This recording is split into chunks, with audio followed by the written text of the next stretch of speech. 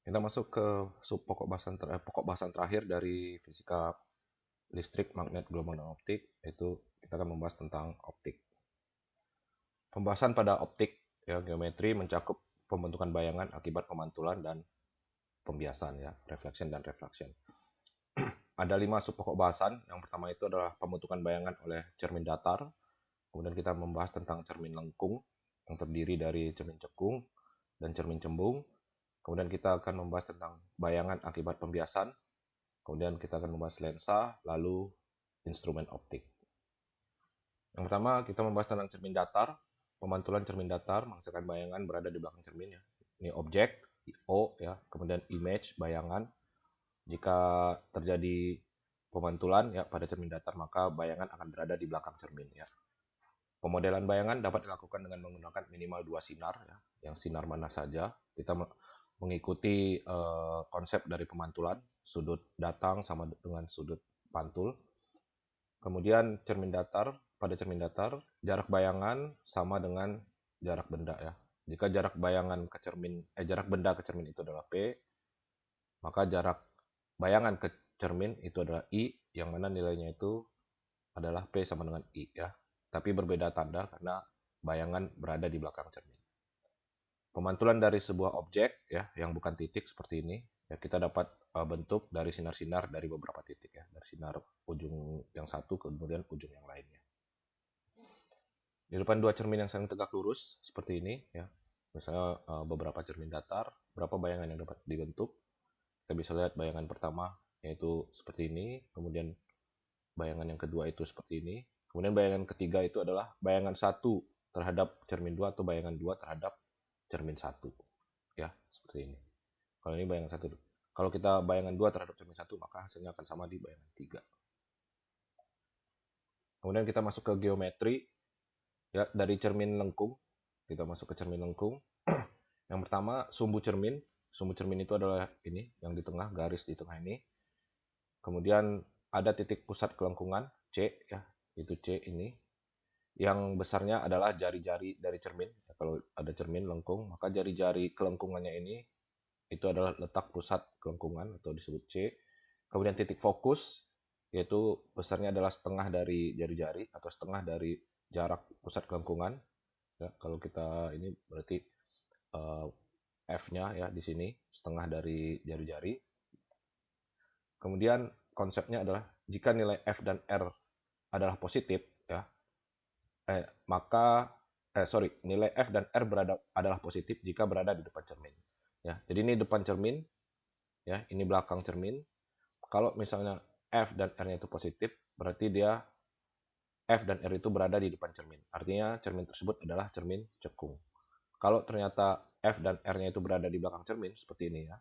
Ini R, ya, ini F-nya, maka cermin itu adalah cermin cembung. Jarak benda dan jarak bayangan, ya, P dan I, bertanda positif jika berada di depan cermin. Jadi kalau bayangannya ada di depan cermin seperti ini, maka itu dia pasti positif. Kemudian kalau seperti ini dia berada di belakang cermin, maka ini jarak bayangannya itu adalah negatif, ya, bertanda negatif. Sinar-sinar utama pada cermin lengkung. Sebenarnya kita bisa banyak sinar kemana saja, tapi ini adalah sinar utama. Ada 4 sinar utama. Yang pertama itu sinar yang datang sejajar sumbu utama akan dipantulkan melewati titik fokus, ya, seperti ini. Atau kalau pada cermin cembung, sinar yang datang sejajar sumbu utama akan dipantulkan seolah-olah berasal dari titik fokus. Kemudian kalau sinar datang melewati titik fokus, ya, titik fokus akan dipantulkan sejajar sumbu utama. Atau sinar yang datang seolah-olah menuju titik fokus, dia akan dipantulkan sejajar sumbu utama. Yang ketiga itu adalah sinar datang yang melewati titik pusat kelengkungan, ya. Ini C, maka akan dipantulkan kembali ke arah titik kelengkungan, ya. Dia akan kembali. Begitu juga kalau dia seolah-olah menuju titik kelengkungan, maka dia akan dipantulkan kembali seolah-olah berasal dari titik kelengkungan. Kemudian sinar datang atau sinar itu pada pusat cermin sama dengan sinar pantul. Jadi kalau misalnya dia seperti ini, pada pusat cermin jatuh, maka dia akan dipantulkan kembali mengikuti proses pemantulan. Begitu juga pada cermin cembung. Pembentukan bayangan atau pemodelan bayangan dapat dilakukan dengan minimal menggunakan dua sinar. Contohnya ini, objeknya di sini kita gunakan dua sinar, maka kita akan dapat bayangannya di sini. Sifat-sifat bayangan, yang pertama ada 3 sifat bayangan, yaitu tipe, orientasi, dan ukuran. Tipenya itu bisa nyata atau maya, ya, real atau virtual. Nyata itu ketika bayangan benda berada pada sisi yang sama bayangan berada pada sisi yang sama dengan benda, ya. Jadi kalau seperti ini, bayangan I berada pada sisi yang berbeda, maka dia adalah bayangan maya atau virtual. Atau kalau misalnya dia seperti ini benda, kemudian bayangannya juga berada pada sisi yang sama, yaitu di depan cermin, bukan di belakang cermin, ya, bukan di sini. Maka ini bayangannya nyata atau real. Kemudian sifat yang kedua itu adalah orientasi. Dia bisa tegak seperti ini, ya, tegak artinya dia searah dengan benda, atau dia terbalik, ya, berlawanan arah dengan benda. Kemudian untuk ukuran itu bisa jadi ukurannya sama, diperbesar atau diperkecil. Kalau ini contohnya dia diperbesar, ya, ini juga diperbesar. Ada juga bayangannya diperkecil. Jadi ada 3 sifat bayangan: tipe, orientasi, dan ukuran. Untuk perhitungannya, ya, kita tahu jarak titik fokus F, kemudian jarak benda itu dilambangkan dengan P, atau jarak bayangan itu dilambangkan dengan I, ya. Maka persamaannya adalah 1 F sama dengan 1 P tambah 1 I, ya. Fokus, jarak benda, dan jarak bayangan.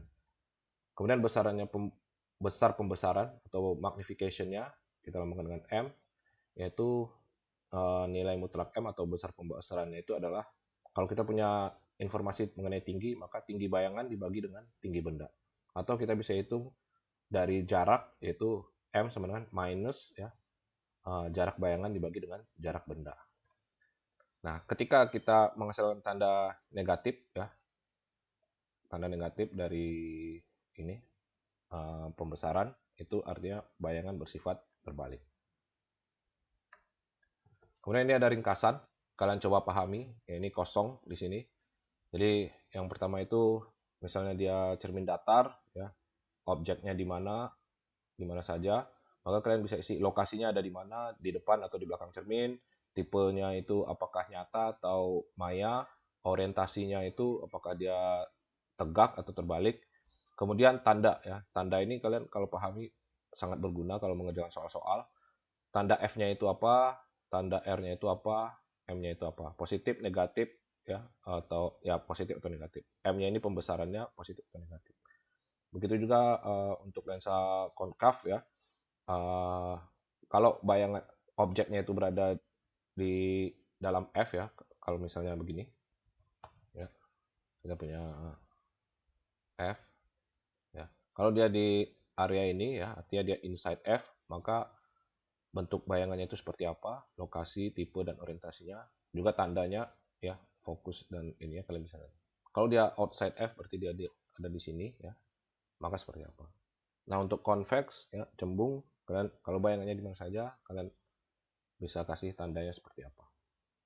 Silakan kalian isi sebagai ringkasan tabel yang akan dapat kalian gunakan nanti ketika mengerjakan soal-soal.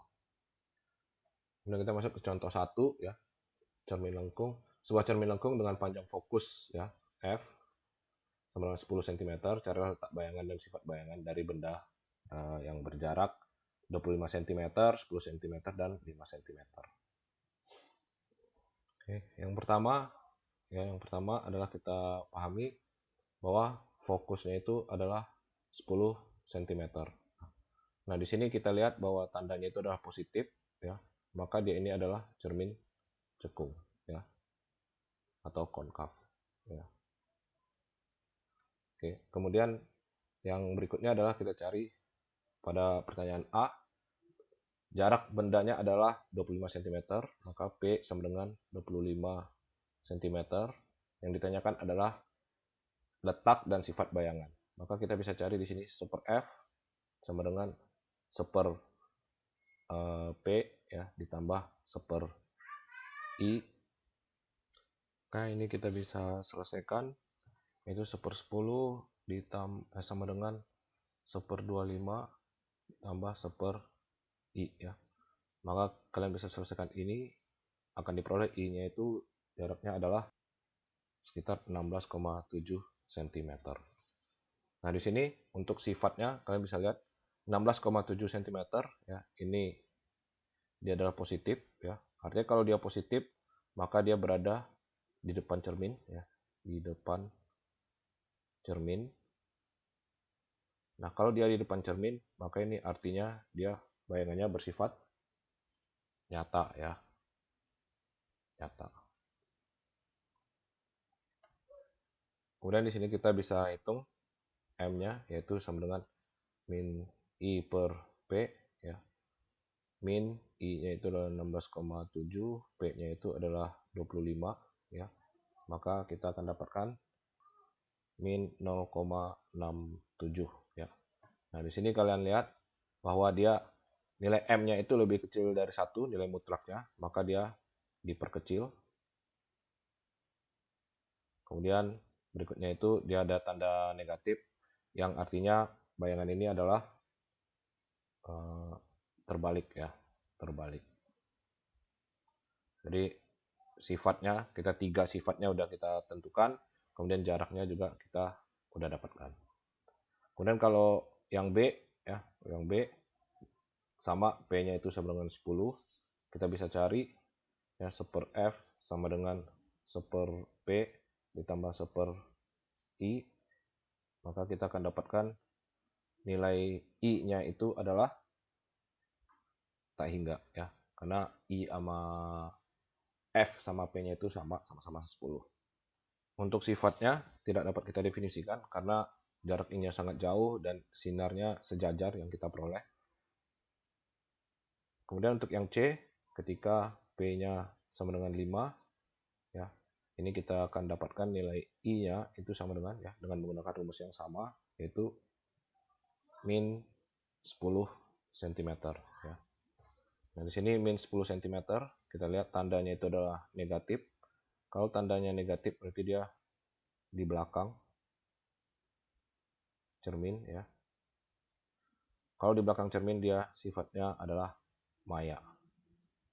Kita bisa cari M-nya, min I per P ya, dengan min 10 per P-nya itu adalah 5 ya.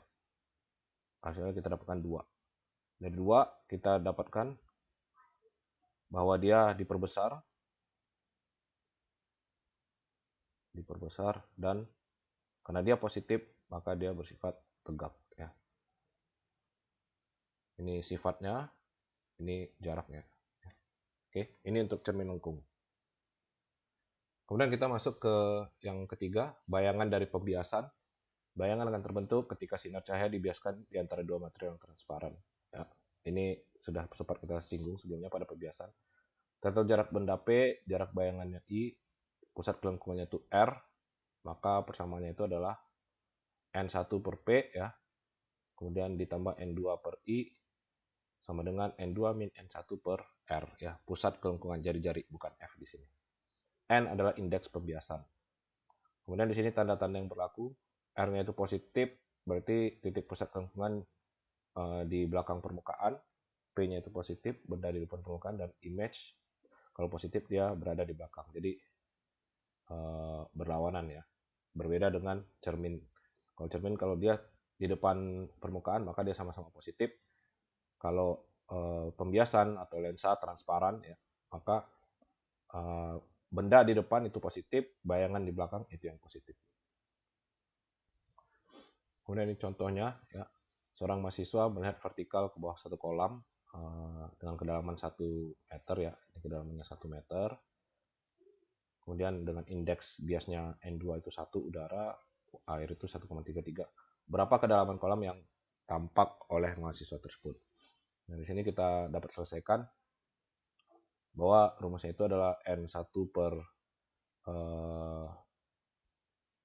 P ya, ditambah N2 per I ya, sama dengan N2 min N1 per R ya. Di sini P-nya itu adalah 1 meter ya, 1 meter. Kemudian N1-nya itu adalah air ya, 1,33. ya. Karena bendanya itu yang akan kita lihat berada pada air, di dalam air. Kemudian image-nya N2 itu kita melihatnya dari udara, ya. Sedangkan R-nya itu, ya, R-nya itu adalah tak hingga karena dia datar, ya, datar. Nah, di sini bisa kita buat 1,33 dibagi dengan 1 meter ditambah N2 itu adalah 1 dibagi dengan I, ya, yang akan kita cari sama dengan ini dibagi dengan tak hingga itu nilainya 0, ya. Maka kita akan dapatkan nilai I-nya itu adalah minus 0,75 meter. Nah, ini maksudnya apa? Bahwa kolam itu terlihat lebih dangkal dan tanda minus di sini, ya. Minus di sini artinya bayangan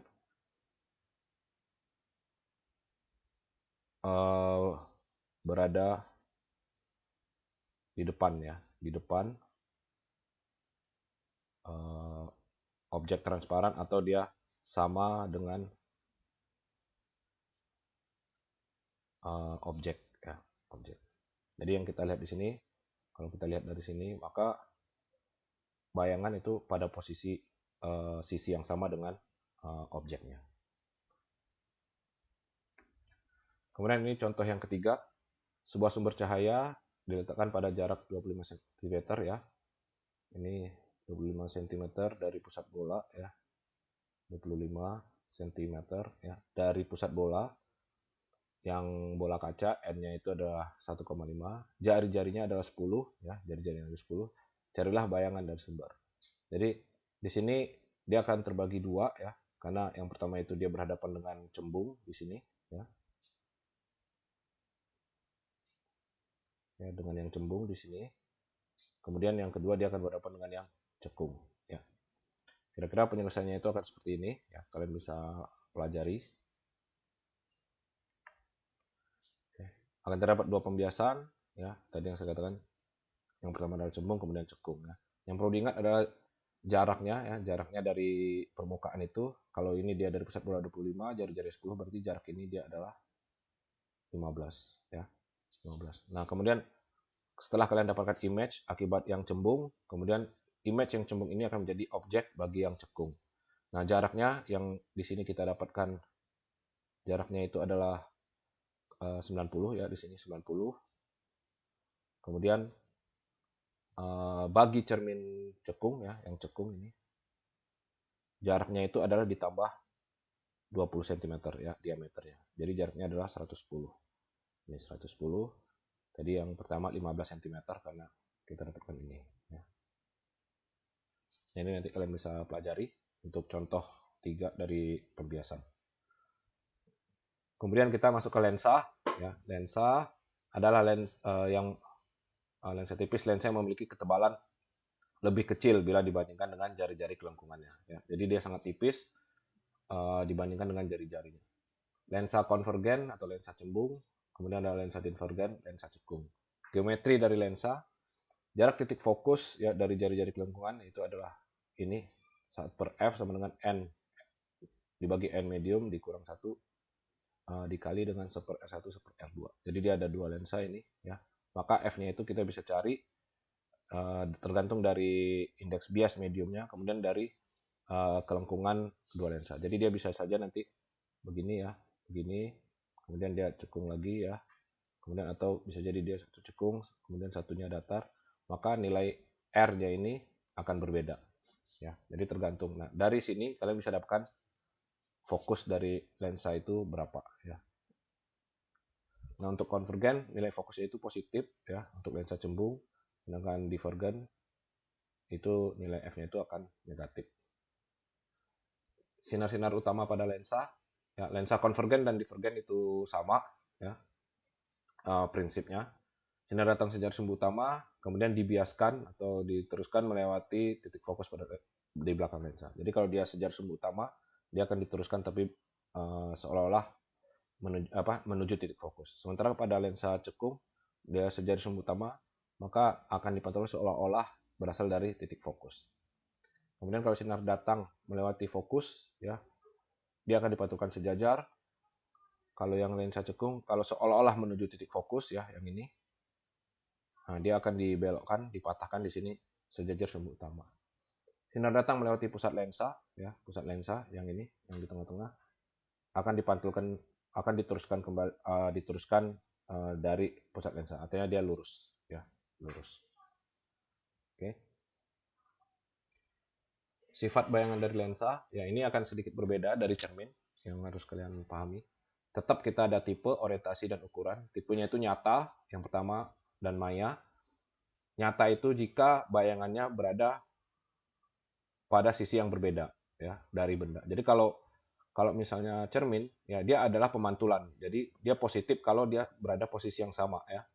Bayangannya pada posisi yang sama maka kita sebut nyata. Tapi kalau misalnya pada cermin pada lensa ya, pada lensa misalnya ya, itu dia diteruskan ya, diteruskan. Jadi yang di sini kemudian diteruskan. Maka benda dan bayangan itu dikatakan positif kalau dia mengikuti prinsip ini. Dia positif kalau di depan dan bayangan positif kalau dia di belakang. Makanya dia disebut nyata kalau dia positif berada di posisi yang berbeda dari benda. Sedangkan maya itu adalah kebalikannya. Kalau ternyata nanti bayangannya itu muncul di sini, ya, maka ini bersifat maya. Orientasinya sama, tegak terbalik, ukurannya juga uh, bisa sama, diperbesar atau diperkecil. Geometrinya rumusnya sama ya, seper F sama dengan seper P ditambah seper I. Pembesarannya juga sama rumusnya ya, konsepnya sama. Kalau dia tanda negatif berarti bayangannya terbalik. Kemudian kita bisa hitung di sini yang namanya kekuatan lensa atau dioptri, yaitu P sama dengan 1 per F ya, jadi tinggal dibagi dengan fokusnya saja, 1 dibagi fokusnya, maka kita bisa tahu kekuatan lensa atau dioptri. Ini juga untuk lensa ringkasan, dia converging, lensa cembung atau diverging, lensa cekung. Posisinya di mana kalian bisa isi di sini ya, bisa isi orientasinya, kemudian tandanya minus atau positif ya, kalian bisa isi yang dapat dijadikan pegangan untuk mengerjakan soal-soal nanti ya. Kombinasi lensa ya, ini yang sangat umum keluar pada soal-soal ujian. Jika terdapat dua lensa yang berdekatan, maka bayangan terbentuk lensa pertama akan menjadi benda untuk lensa kedua ya, prinsipnya. Pembesarannya itu adalah perkalian dari pembesaran masing-masing lensa. Jadi kalau ada dua lensa seperti ini objeknya, ketika kita biaskan, kita akan dapat ini bayangannya, bayangan yang pertama nih. Namun bayangan ini akan menjadi objek bagi yang kedua, maka bayangan akhirnya akan di sini ya, seperti ini. Ini contoh 4 ya, saya ambil dari buku acuan. Dari kombinasi dua lensa ya, dua lensa, kemudian bayangan objek, kemudian bayangan pertama menjadi objek kedua. Kemudian kita bisa dapatkan image yang kedua. Perhitungannya ada di sini ya. Perhitungannya ada di sini. Kalian bisa pelajari nanti ya, kalian bisa baca. Terakhir kita masuk ke instrumen optik. Di instrumen optik ini ada beberapa. Yang pertama mata ya, kemudian kita mungkin ada kaca pembesar atau loupe ya. Yang pertama itu kita akan bahas mata. Mata normal ya, itu titik dekatnya 25 cm, artinya kita bisa melihat benda yang dekat itu minimal 25 cm ya, 25 cm. Kemudian titik jauhnya itu adalah tak hingga ya. Persamaan titik fokus mata itu adalah seper F ya, dibagi dengan seper S ya, titik benda ya, benda. Kemudian seper S prime, seper S aksen itu titik bayangan. Sementara F itu adalah titik fokus mata.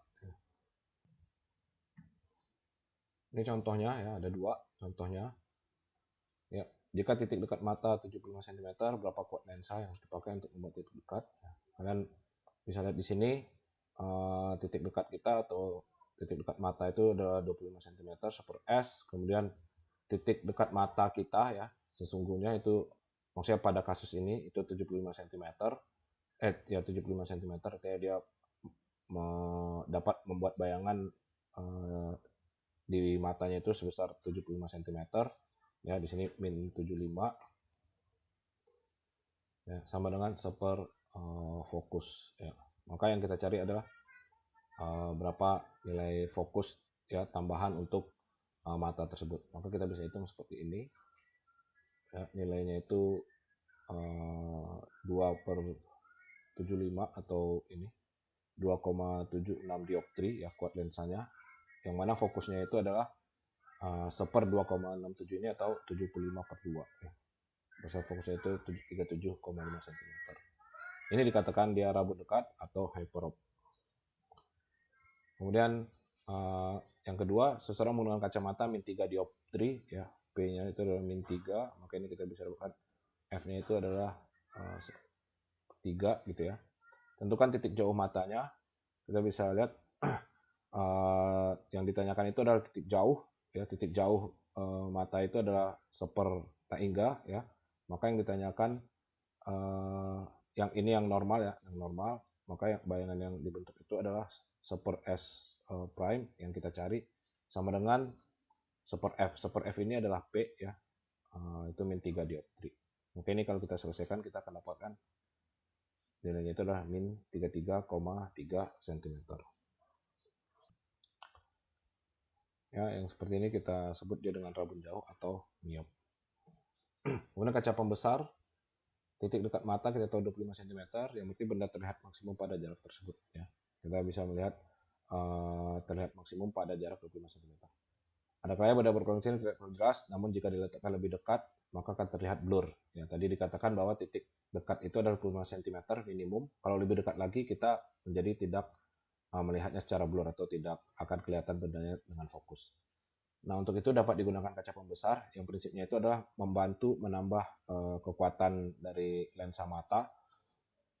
Yang dapat dicari faktor pembesarannya itu jika benda diletakkan pada titik fokus lensa ya, lensa, maka M-nya itu adalah 25 dibagi F. Tergantung F ini fokus lensanya berapa. Dan faktor pembesarannya kalau kita letakkan dia lebih besar dari 25 cm ya, kalau dia kita letakkan lebih jauh lagi benda, maka pembesaran itu 1 ditambah 25 dibagi F. Ya, seperti ini. Jadi kalau kita letakkan dia lebih kecil dari F, maka kita akan dapatkan pembesarannya itu 1 ditambah 25/F tadi. Ya, ini image-nya. Contoh, ya buat seorang melingkar daun dengan menggunakan lensa cembung, ya, 12 dioptri, ya ini lagi P-nya itu adalah 12, maka F-nya itu adalah 1/12 ya.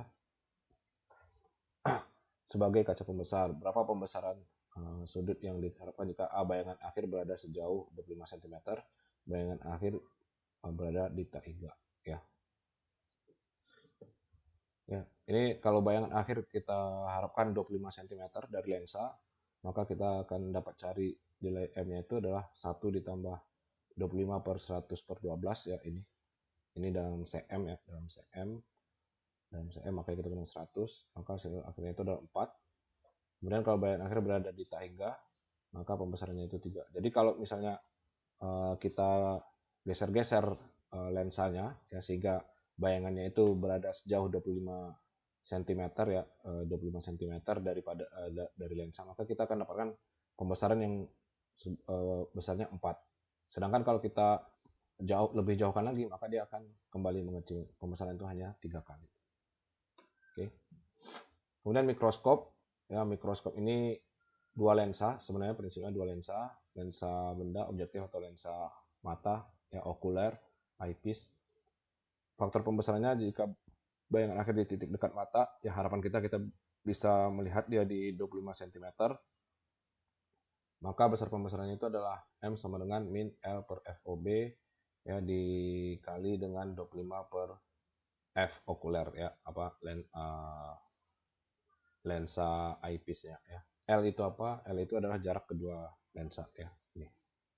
Ya, jarak kedua lensa. Faktor pembesarannya jika bayangan akhir di titik fokus mata ya, maka M sama dengan min S dibagi FOB dikali 25 dibagi F okuler ya.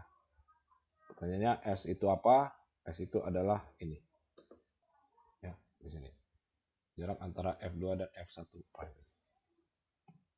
Kemudian ini contohnya Microsoft dengan P objektifnya ya, kekuatan objektifnya 45 dioptri dan okulernya itu 80 dioptri. Lensa terpisah 28 cm ya. Ini L-nya dengan menganggap bahwa bayangan akhir dibentuk di titik dekat mata 25 cm. Berapa pembesarannya? Maka kita M totalnya itu adalah sama dengan ya ini tadi jarak antar lensanya dibagi dengan fokus FOB dikali dengan 25 F okuler. Karena kita mengharapkan dia di titik 25 ya. 28 cm dibagi dengan FOB ya, seper dioptri dikali dengan 25 dibagi seper dioptri untuk yang okuler. Maka kita akan melihat dia 252 kali lebih besar. Kemudian teleskop yang terdiri dari dua lensa, sama lensa objektif dan lensa mata juga. Benda yang sangat jauh itu kita dekatkan, sebenarnya diletakkan di titik fokus lensa bedah sehingga menghasilkan bayangan di titik dekat mata atau di titik terhingga. Pembesarannya ya minus fokus objektifnya, lensa objektif dibagi dengan fokus okuler atau eyepiece. Ya. Kemudian perbandingan diameter dari ini lensa itu ya adalah sebanding dengan fokus kedua lensa. Prinsipnya dia sama-sama menggunakan dua lensa. Kalau kalian pahami dua lensa yang kita bahas sebelumnya, maka ini saya rasa tidak akan jadi masalah. Kemudian contohnya di sini, teleskop memiliki pembesaran 7 kali, kedua lensa terpisah sejauh 32. Cari panjang fokus setiap lensa. Maka F objektif dibagi dengan F okulernya itu sama dengan 7 ya. Kemudian ini pembesarannya itu ya FO di FE dibagi FE itu sama dengan 7 ya.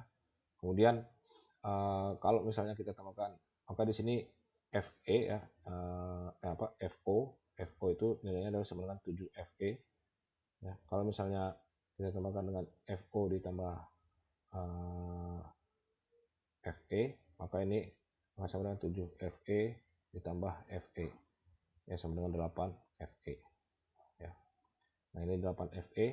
Nah, kita tahu bahwa kalau pada teleskop ya, kita akan tempatkan bayangannya itu tepat pada fokusnya sehingga jumlah dari FO ya ini ditambah FE itu adalah jarak antara kedua lensa ya.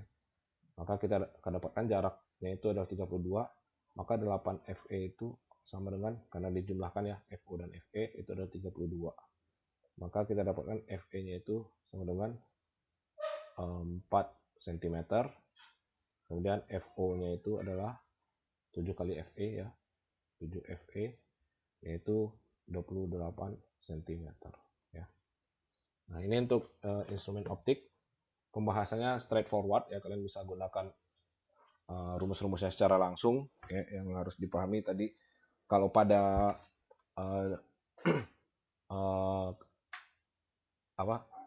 loop ya, pada mata, pada loop atau pada teleskop, itu yang perlu diperhatikan adalah bagaimana konfigurasi penempatan di antara kedua lensa. Nah, kalau kalian dapatkan konfigurasi penempatan kedua lensa tersebut, maka itu cukup dengan menggunakan rumus-rumus yang berlaku pada prinsip penggunaan dua lensa.